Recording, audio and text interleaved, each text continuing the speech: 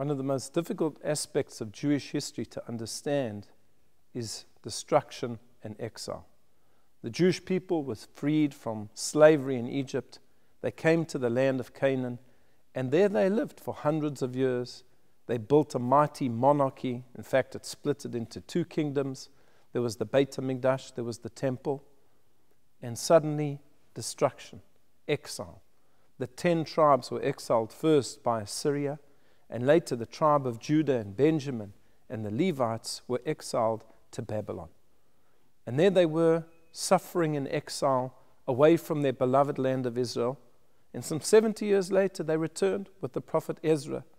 They rebuilt the second temple, and once again, there was a Jewish sovereign state in the land of Israel. And they were there for some 400 years. But again, tragedy struck. The Romans came, the mightiest empire of the time, exiling them to the four corners of the world. Once again, the land of Israel was lost. There was no Jewish sovereign state. Jews were spread everywhere on the globe, and that's where they remain today. Until, of course, in 1948, there was the proclamation of the State of Israel, the creation of the State of Israel, and once again, the Jewish people had a sovereign state in the land of Israel. But even then, it seems to be something that we really struggle to hold on to, and that there's so much criticism, and there is so much negativity about the State of Israel, and it's something that Jews struggle with all of the time. Why is it that we can't be a people that lives in our own land with our own sovereign state? Why do the rest of the nations look upon us with such an evil eye and such negativity? Why can't we hold on to the land of Israel? And indeed, the Talmud tells us that there were a number of gifts that the Holy One, blessed be He, gave to the Jewish people. But all of them come with difficulty. One of them is the Torah, one of them is the world to come, and one of them is the land of Israel. It's very hard to hold on to the land of Israel. But why is this so? Why is it so difficult?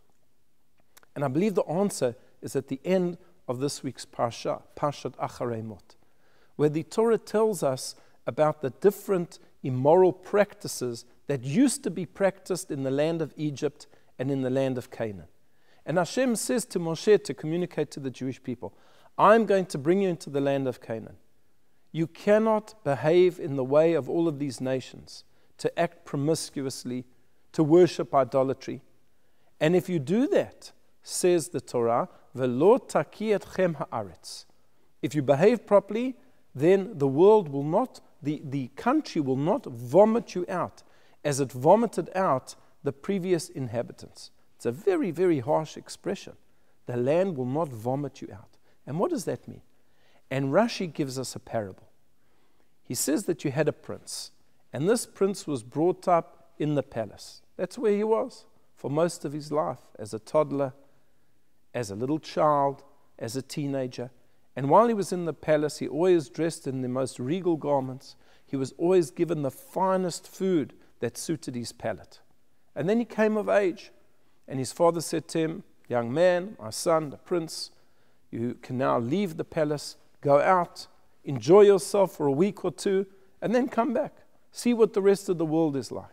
And that young man, of course, he had a rebellious spirit. He hadn't been out of the palace, and he ran. And he got dressed up in all of the modern clothes, and he went out to the discos and to the restaurants and the fast food joints, and he began to eat as much food that he could possibly get into his system, because he was so used to what he had in the palace. He wanted some variety. And he had all of this coarse fast food. It didn't agree with his system. His system was used to only the finest, most delicate food, and he vomited it all out. And says Rashi, this is the land of Israel. The land of Israel is a prince.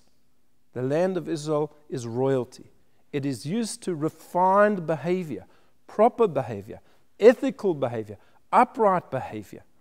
And when the people in it are coarse, they are like that food that just doesn't agree with the system, and they are vomited out. And this is what Hashem was warning the Jewish people. This is not just a country. This is not just a place of rocks and stone and water. This is a holy place with a holy constitution, the Torah. If you act in a fine way and you act refined and morally, you'll stay in the country. But if you sin, as happened in the times of the first temple with the 3 cardinal sins, murder, idolatry, and adultery, and in the times of the second temple, where there was a breakdown in the love and companionship between one Jew and another, then you no longer deserve to be on this country, in this land, and it's going to vomit you up. And perhaps this is a very hard lesson for us to take into ourselves, but this is something what we have to keep in mind to this very day. The rest of the world is going to look upon Israel with a different eye. We are held to a higher standard, whether that's fair or not fair. That's just the case. We are meant to be the ultimate immorality, and if we're not, we're going to lose that country.